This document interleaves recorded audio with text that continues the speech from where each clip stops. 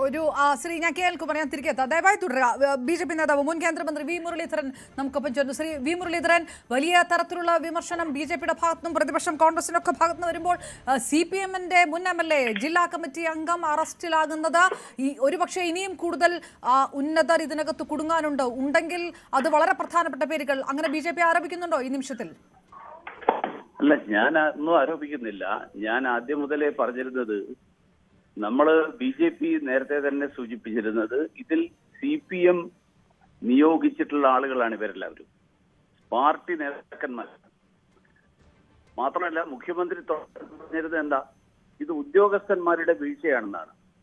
അപ്പൊ ഉദ്യോഗസ്ഥന്മാരുടെ വീഴ്ചയല്ല, ദേവസ്വം ബോർഡിന് ഒരു പങ്കില്ല എന്ന് ആവർത്തിച്ച് പറഞ്ഞിരുന്നത് ശരിയല്ലായിരുന്നു എന്നുള്ളത് വളരെ വ്യക്തമാണല്ലോ. മാത്രമല്ല ദേവസ്വം ബോർഡിന് പങ്കുണ്ട് എന്ന് പറയുമ്പോൾ ആ കാലത്ത് ദേവസ്വം മന്ത്രിമാർക്ക് പങ്കുണ്ടായിരുന്നല്ലോ. ദേവസ്വം മന്ത്രി അറിയാതെ ദേവസ്വം ബോർഡ് പ്രവർത്തിക്കുകയായിരുന്നോ? അപ്പൊ മുഖ്യമന്ത്രിയും സംഘവും ശബരിമലയില് ആചാരലംഘനം നടത്താൻ അന്ന് ആസൂത്രിതമായി നടത്തിയ ശ്രമങ്ങളോടൊപ്പം തന്നെ ഇതെല്ലാം അതിന്റെ ഇടയിൽ നടന്നിട്ടുണ്ട്. അവിടുത്തെ പരസ്യമായിട്ടുള്ള കൊള്ള. അതുകൊണ്ട് ദേവസ്വം ബോർഡിന്റെ അംഗങ്ങളായിരുന്ന ആളുകൾ, ദേവസ്വം വകുപ്പ് കൈകാര്യം ചെയ്ത CPM നേതാക്കന്മാർ, ഇവരുടെയൊക്കെ സ്വത്ത് വിവരം പരിശോധിക്കണം. ഇവരൊക്കെ എവിടെ ഈ സമ്പാദിച്ചതൊക്കെ എവിടെയാണ് കൂട്ടിവെച്ചിരിക്കുന്നത് എന്നുള്ളത് അറിയണം. മാത്രമല്ല ഇക്കാര്യത്തിൽ CPM-ന്റെ നേതൃത്വവും ഭക്തരോട് മാപ്പ് പറയണം. കാരണം ഇത്രയും കാലം ഭക്തരെ കബളിപ്പിച്ചുകൊണ്ട് ശബരിമല കൊള്ളയടിക്കായിരുന്നു എന്നുള്ളത് വളരെ വ്യക്തമായിരിക്കാം. ശ്രീ വി മുരളീധരൻ, യുവതീ പ്രവേശന വിഷയവുമായി ബന്ധപ്പെട്ട് പക്ഷേ അന്ന് CPM-നൊപ്പമായിരുന്നില്ല പത്മകുമാർ. രാഷ്ട്രീയപരമായിട്ട് അന്ന് CPM-നെ പോലും ഞെട്ടിക്കുന്ന ഒരു രാഷ്ട്രീയ നിലപാട് എടുത്ത ഒരാൾ കൂടിയാണ്. ആ നിലപാട് കൂടി പരാമർശിച്ചു പോകാൻ താല്പര്യപ്പെടുന്നുണ്ടോ BJP ഈ സമയത്ത്? അല്ല, പത്മകുമാർ ആയിരുന്നില്ല എന്ന് പറയുന്നത് നിങ്ങൾക്ക് അകത്തുള്ള വിവരം എനിക്ക് അറിയായിരിക്കും. പക്ഷെ പത്മകുമാർ ആയിരുന്നില്ല എന്ന് എങ്ങനെ പറയാം? പത്മകുമാർ അന്ന് അങ്ങനെയാണെങ്കിൽ അങ്ങനെ നിൽക്കുന്ന പാർട്ടിക്ക് എതിരായിട്ട് നിലപാടെടുത്തിട്ടുണ്ടോ?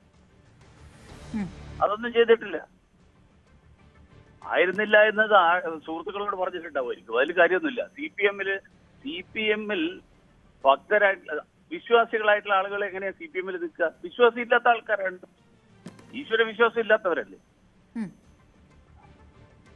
ഉണ്ണികൃഷ്ണൻ പോറ്റി ഈ പത്മകുമാറിന്റെ ബിനാമിയാണ് എന്ന തരത്തിൽ അങ്ങനെ തന്നെയാണോ താങ്കൾ കണക്കാക്കുന്നത്? അത് വലിയ തരത്തിലുള്ള സാമ്പത്തിക ഇടപാടുകൾ. ഉണ്ണികൃഷ്ണൻ പോറ്റി പത്മകുമാറിന്റെ മാത്രം ബിനാമിയാണെന്ന് എന്തിനാ കണക്കാക്കുന്നത്? CPM-ൽ എത്രയോ നേതാക്കന്മാര് ആരുടെയൊക്കെയാണ് ബിനാമി എന്നുള്ളതാണ് ഇനിയിപ്പോ കണ്ടുപിടിക്കുന്നത്. ഈ നേതാക്കന്മാർ എന്ന് പറയുന്നത് നേരിട്ട് മന്ത്രിമാർ, മുൻ മന്ത്രിമാർ, ഇപ്പോഴത്തെ മന്ത്രിമാർ, ഇതൊക്കെ തന്നെയാണ് വളരെ പ്രത്യക്ഷമായി BJP ആരോപിക്കുന്നത് അല്ലേ? മുരാരി ബാബുവിനെ ഏറ്റുമാനൂരില് ക്ഷേത്രത്തിലെ ക്രമക്കേടിന്റെ പേരിൽ വിജിലൻസ് ചൂണ്ടിക്കാണിച്ചതിന് ശേഷവും 2 കൊല്ലം സംരക്ഷിച്ചത് ഇപ്പോഴത്തെ മന്ത്രിയല്ലേ? അപ്പൊ ഇവർക്കൊക്കെ ഇതിൽ ഉത്തരവാദിത്വം ഉണ്ടല്ലോ. ഇപ്പൊ ഇവരെല്ലാവരും അത് വ്യക്തിപരമായിട്ട് അവർ ചെയ്ത കുറ്റത്തിന് അവർ ശിക്ഷ അനുഭവിക്കണം എന്ന് പറയുമ്പോ ഇത്രയും കാലം അവരെ സംരക്ഷിച്ച ആൾക്കാര് ഒരു ഉത്തരവാദിത്വം ഇല്ലാതെയും അവർക്ക് ഈ കാര്യത്തിൽ അവർക്കൊരു പങ്കാളിത്തം ഇല്ലാതെ അല്ലല്ലോ സംരക്ഷിച്ചത്. അങ്ങനെ ആർക്കെങ്കിലും കരുതാൻ പറ്റുമോ? അതായത് ഇനി തദ്ദേശ തെരഞ്ഞെടുപ്പ് ഇങ്ങനെ മുറുകി നിൽക്കുമ്പോൾ ഇതൊരു വലിയ രാഷ്ട്രീയ വിഷയം തന്നെയായി മാറും കേരളത്തിൽ. അല്ല, ഇത് രാഷ്ട്രീയ വിഷയം എന്നുള്ളതിനേക്കാൾ കൂടുതൽ അവിശ്വാസികളായിട്ടുള്ള ആളുകൾ ക്ഷേത്രങ്ങൾ കൈകാര്യം ചെയ്യുന്നത് ക്ഷേത്രം ഭക്തരുടെ താല്പര്യം സംരക്ഷിച്ചുകൊണ്ട് ക്ഷേത്രഭരണം നടത്തുന്നതിന് പകരം ക്ഷേത്രത്തെ കൊള്ളയടിക്കുകയാണ് ചെയ്തുകൊണ്ടിരുന്നത് എന്നുള്ളത് ഒരിക്കൽ കൂടി വ്യക്തമായിരിക്കുകയാണ്. അതാണ് ഇപ്പോഴത്തെ. തീർച്ചയായും നന്ദി ശ്രീ വി മുരളീധരൻ പ്രതികരിച്ചത്. കോൺഗ്രസ് നേതാവ് സന്ദീപ് വാര്യരൻ നമുക്കൊപ്പം ചേരുന്നു. സന്ദീപ്, CPM-ന്റെ മുൻ MLA, CPM-ന്റെ ജില്ലാ കമ്മിറ്റി അംഗം, അപ്പോഴും ഇത് വ്യക്തിപരമായിട്ട് ഇത് നേരിടണം, ഇതിന് പാർട്ടിക്ക് ഉത്തരം പറയേണ്ട ബാധ്യതയില്ല എന്ന് കൂടിയാണ് CPM-ന്റെ പ്രതിനിധികൾ അല്പം മുൻപ് പോലും പ്രതികരിക്കുന്നത്. തുടക്കം മുതലേ ആ നിലപാട് തന്നെയാണ് പാർട്ടി സ്വീകരിക്കുന്നു വരുന്നത്. കൃത്യമായിട്ടുള്ളൊരു അന്വേഷണം നടക്കുന്നു, കട്ടവരൊക്കെ പിടിക്കപ്പെട്ടിട്ടേ അകത്താകട്ടെ എന്നുള്ളതാണ് കോൺഗ്രസിന്റെ പ്രതികരണം. അല്ല, CPM-ന്റെ തുടക്കത്തിലുള്ള നിലപാട് ഇതായിരുന്നില്ലല്ലോ. ശബരിമലയിൽ നിന്ന് സ്വർണ്ണമൊന്നും നഷ്ടപ്പെട്ടിട്ടില്ലെന്നും പാർട്ടിക്ക് ബന്ധമില്ലെന്നും ഇത് തെറ്റായ രീതിയിൽ, കളവായ രീതിയിൽ കോൺഗ്രസ് ഉന്നയിക്കുന്ന ആക്ഷേപം മാത്രമാണെന്നും ശബരിമലയിൽ ഈ അയ്യപ്പ ഭക്ത സംഗമം നടത്തിയതിൽ അസൂയ പൂണ്ട പ്രതിപക്ഷം നടത്തുന്ന കേവലം ആരോപണങ്ങൾ മാത്രമായിരുന്നു എന്നായിരുന്നല്ലോ തുടക്കത്തിൽ CPM-ന്റെ നിലപാട്. പിന്നീട് അതിൽ നിന്ന് മാറി സ്വർണം നഷ്ടപ്പെട്ടു എന്ന് ബോധ്യപ്പെട്ടപ്പോ ഇത് ദേവസ്വം ഉദ്യോഗസ്ഥർ മാത്രമായിട്ട് ഒതുക്കാനുള്ള ശ്രമം നടന്നു. ആദ്യഘട്ടത്തിൽ ഇത് ഒരു ഉണ്ണികൃഷ്ണൻ പോറ്റിയുടെ ഗൂഢാലോചനയിൽ നടന്ന ഒരു മോഷണം മാത്രമാക്കി ഇതിനെ ഒതുക്കി.